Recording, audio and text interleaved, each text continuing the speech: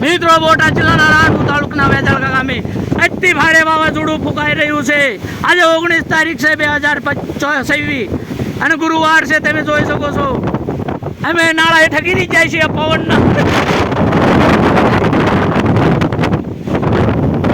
કેટલો અતિ ભારે પવન ફૂંકાઈ રહ્યો છે.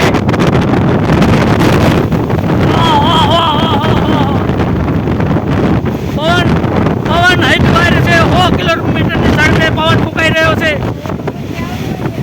હા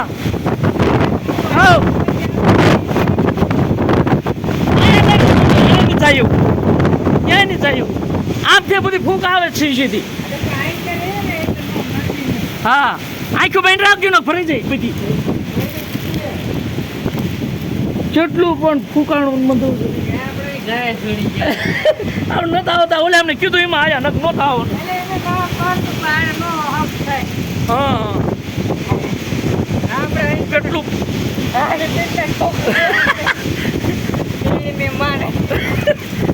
માને તેને હલવાણા.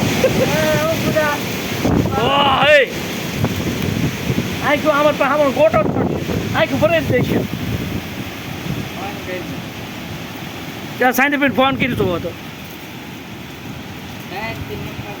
નથી કેટલો